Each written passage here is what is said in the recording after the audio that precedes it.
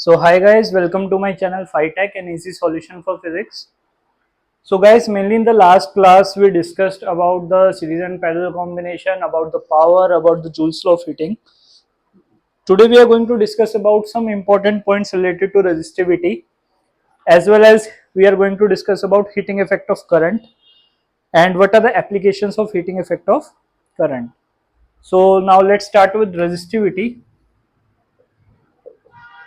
So guys, what is resistivity? It is the resistance offered by a wire of unit length and unit cross section. So resistivity is resistance offered by a wire of unit length and unit cross section. Mainly it is shown by rho, and SI unit is ohm meter. It is also known as specific resistance. It is also known as specific resistance. इसको specific resistance भी बोलते हैं. Resistivity होता क्या है? Resistance offered by a wire of unit length and unit cross section. Ohm metre में mainly हम इसे दिखाते हैं. इसको हम स्पेसिफिक रेजिस्टेंस भी बोलते हैं. अगर मैं बात करता हूं for metals and alloys, metals and alloys have low resistivities in range of 10 raised to power minus 8 ohm meter to 10 raised to power minus 6 ohm meter, whereas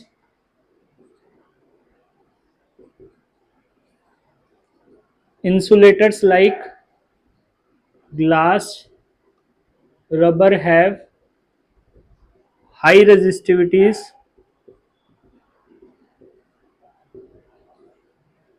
in range of 10 raised to power 12 to 10 raised to power 16 ohm meter. ठीक है भाई. Metal अगर मैं बात करता हूँ insulators की, जैसे ग्लास एंड रबर, इनकी हाई रेजिस्टिविटीज होती है in the range of 10 raised to power 12 ohm meter to 10 raised to power 16 ohm meter.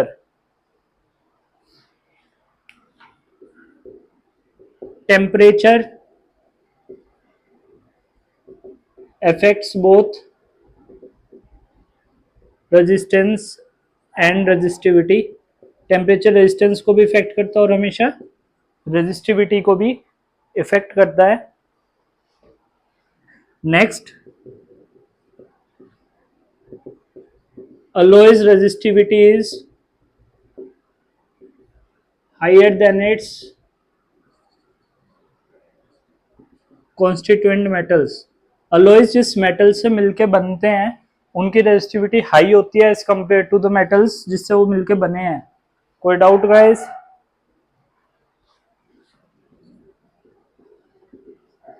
Eight high temperature alloys do not easily oxidize, आसानी से बर्न नहीं होते. That's why they are used in heating appliances. इसलिए हम इनको heating appliances में use करते हैं अलॉयज को. कोई डाउट गाइस? तो हमने मेनली क्या पढ़ा अभी कि रेजिस्टेंस क्या होता है, रेजिस्टिविटी क्या होता है. Resistance offered by wire of unit length and cross section area, SI unit ohm metre. इसको स्पेसिफिक रेजिस्टेंस भी बोलते हैं. मेटल्स और अलॉयज की resistivity 10 raised to power -8 to 10 raised to power -6 होती है. इंसुलेटर की 10 raised to power 12 to 10 raised to power 16. Temperature resistance resistivity दोनों को इफेक्ट करते हैं. alloys की रेजिस्टिविटी हाई होती है than their constituent metals, and at high temperature alloys do not easily oxidize. इसलिए they are used in heating appliances. जैसे कि tungsten, it is an alloy which is used in bulb filament. इसको हम mainly किस में use करते हैं? Bulb filament में. whereas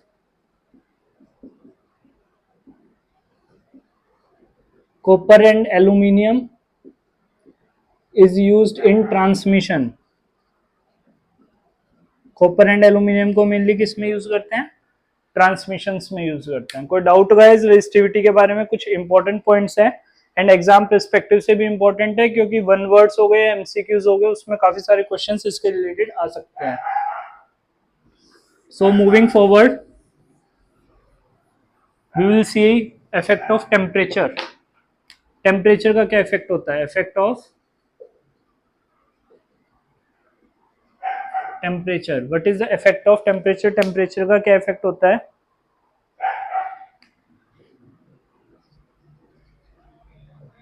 conductor resistance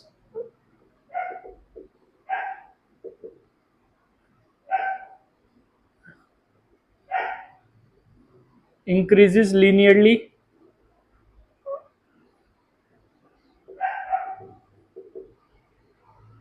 with increase in temperature. Second, insulator resistance increases rapidly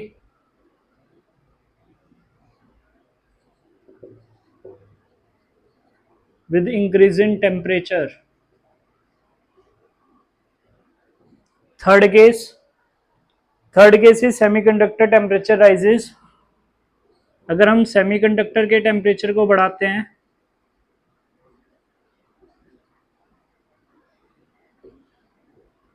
तो रेजिस्टिविटी फॉल्स, रेजिस्टिविटी ऑटोमेटिकली उनकी fall हो जाती है।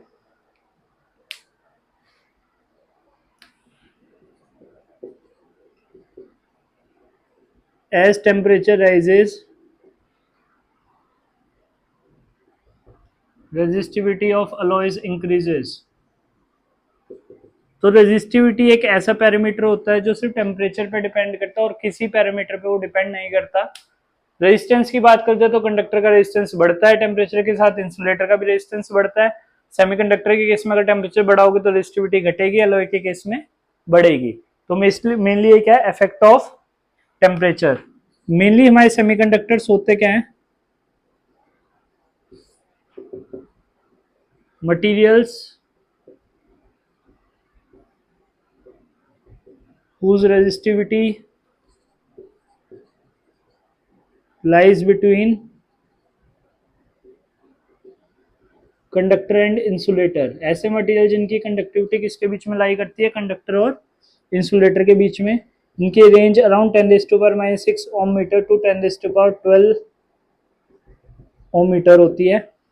अगर मैं बात करता हूं सुपर कंडक्टर्स, सुपर कंडक्टर्स क्या होते हैं? Materials which lose their resistivities at low temperature। थोड़े से लो टेम्परेचर पे भी अपनी रेजिस्टिविटी को ये लूज कर देते हैं, उनको हम क्या बोलते हैं? Super conductors. So mainly this is all about effect of temperature. यहाँ से भी काफी question related to MCQ and one word आ सकते हैं। तो guys please concentrate on this points. Now guys we are talking about heating effect of current.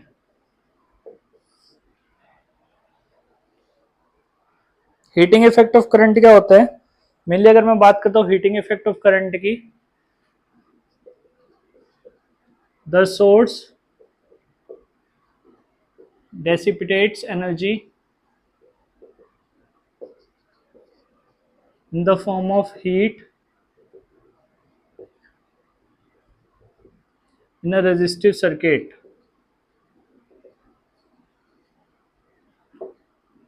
called heating effect of current। देखो कोई भी ऐसा सर्किट है जिसमें रेजिस्टेंसेस लगे हुए हैं तो ऑटोमेटिकली हमें पता है रेजिस्टेंसेस का काम क्या होता है। रेजिस्टेंसेस का काम होता है करंट को रोकना और उतना करंट जाने का जितने की नीड है। तो मेनली जो करंट रुकता है वो डेसिपिटेट हो जाता है in the form of heat, जिसको हम मेनली हम क्या बोलते हैं? Heating effect of current. इसी में ही हमने लास्ट क्लास में टॉपिक पढ़ा था जूल्स लॉ ऑफ हीटिंग। इसमें उस हीट का फॉर्मूला दिया गया था I²R T। तो मेनली अगर मैं बात करता हूँ इसकी applications, heating effect of current की एप्लीकेशंस, तो जो हमारे इलेक्ट्रिक बल्ब हो गया, इलेक्ट्रिक हीटर हो गया, इलेक्ट्रिक टोस्टर हो गया, electric iron, all work on concept of heating effect of electric current.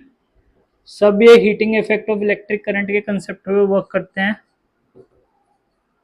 Next is electric fuse. Electric fuse भी इसी के कंसेप्ट पे वर्कआउट करता है। कोई doubt guys? Electric fuse is a very big application of heating effect of current. तो mainly अब हम इलेक्ट्रिक फ्यूज के बारे में पढ़ने वाले हैं। तो इसमें कोई डाउट है? हीटिंग इफेक्ट ऑफ करंट क्या होता है? The source dissipated energy in the form of heat in a resistive circuit, उसको हम बोलते हैं heating effect of current. Joules law of heating यही दिया गया था। जो हमारे electric bulb, electric heater, electric toaster, electric iron, all work on the concept of electric effect of heating effect of electric current. So my next topic is electric fuse. Electric fuse क्या है? It is a wire which melts, breaks and protects circuit from getting damage. तो electric fuse क्या होता है? एक ऐसी wire है जो मेल्ट होती है, ब्रेक होती है और सर्किट को प्रोटेक्ट होती है डैमेज होने से। मेनली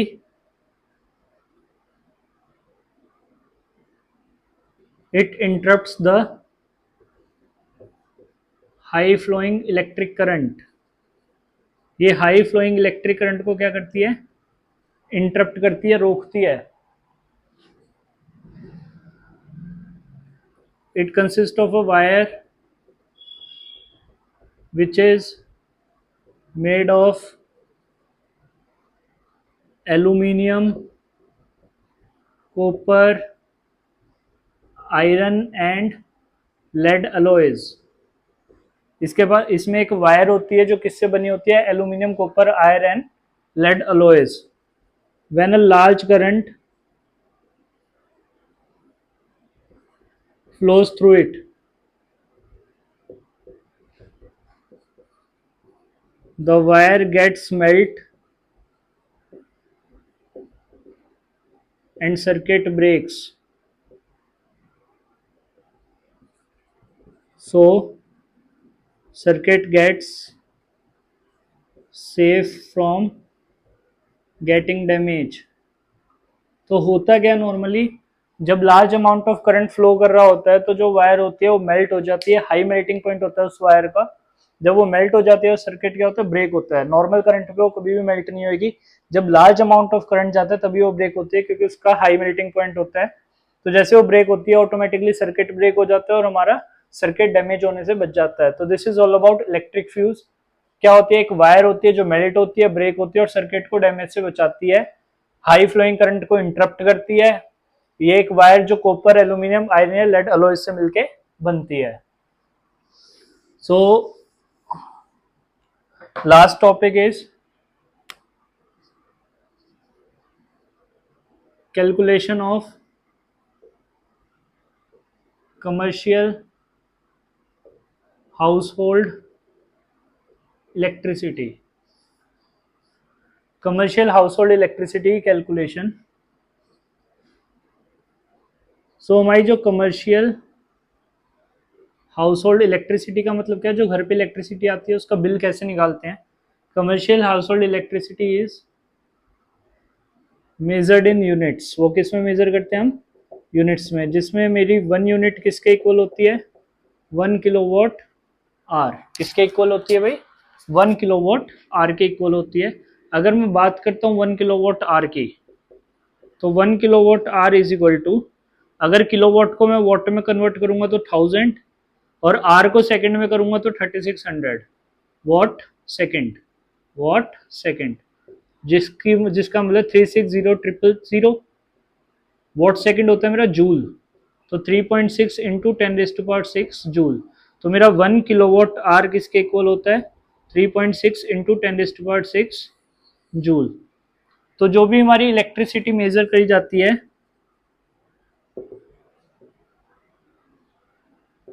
वो किस में मेजर की जाती है? नंबर ऑफ यूनिट्स या किलोवाट आर।